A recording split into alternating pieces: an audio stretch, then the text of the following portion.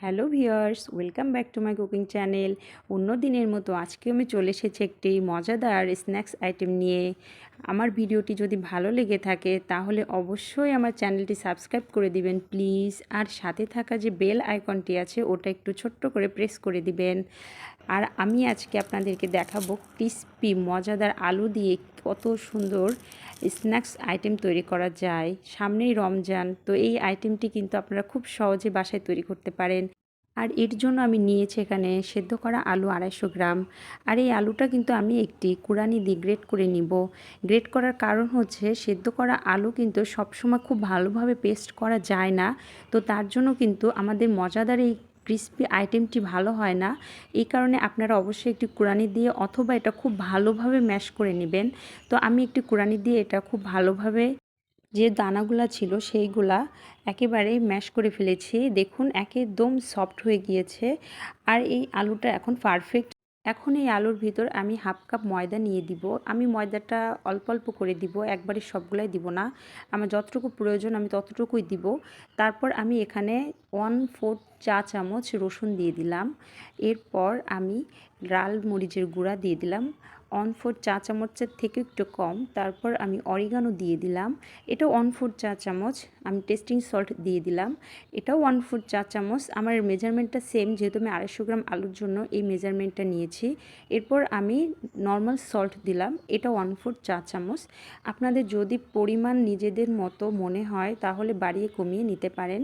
তো আমি কিন্তু এখানে আমার একটা মাপের যে স্ন্যাক্স আইটেমটি করব তার জন্য যে আলুটা নিয়েছি তার উপরে আমি আমার ইনগ্রিডিয়েন্টগুলো নিয়েছি।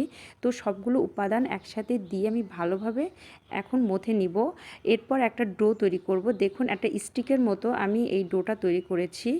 এখন আমি একটা নাইফ নিব এবং এই ছুরিটার সাহায্যে আমি এক একটা পিচ পিচ করে কাটতে থাকব। এবং এটি কাটা হয়ে গেলে এখন আমি ছোট ছোট করে বল তৈরি করব।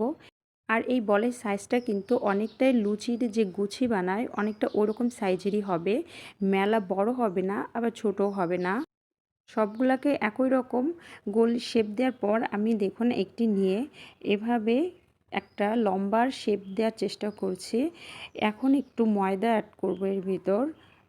ময়দাটা দেওয়ার পর আমি এটাকে একটা স্টিকের শেপ দিব।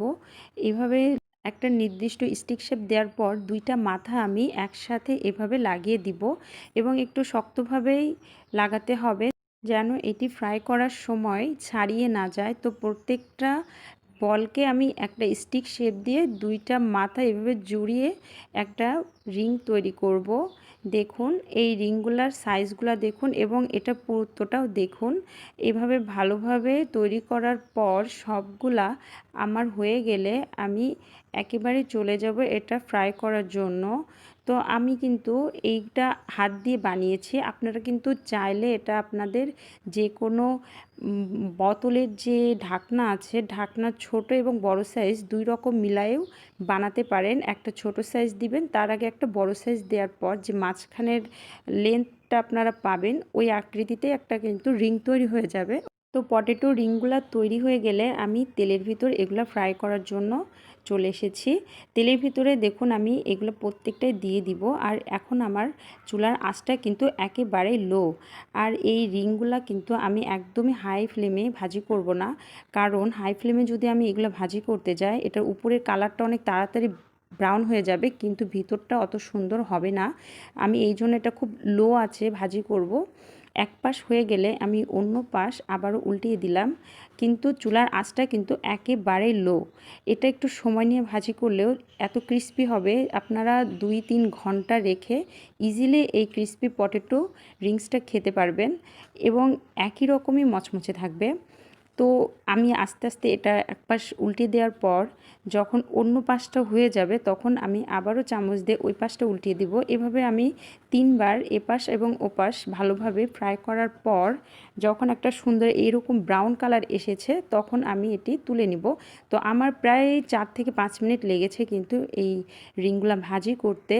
এবং আপনারা দেখুন যখন ঠিক এইরকম একটা ব্রাউন এবং একটা রেডের কাছাকাছি কালার আসবে, এই যে দেখুন কাছ থেকেই এত সুন্দর কালারটা এসেছে যে একদম পারফেক্ট ফ্রাই হয়েছে এবং এই রিংসের ভিতরগুলোও কিন্তু একদম সেদ্ধ হয়ে গিয়েছে, কোনো কাঁচা বা হার্ডনেস নাই। তো সবগুলো ভাজি করা হয়ে গিয়েছে, এখন আমি এগুলো তুলে নিব। এই রিংসগুলো কিন্তু বাচ্চাদের কিন্তু ভীষণই পছন্দের। আমার বাসায় তো আমি প্রায়ই তৈরি করি।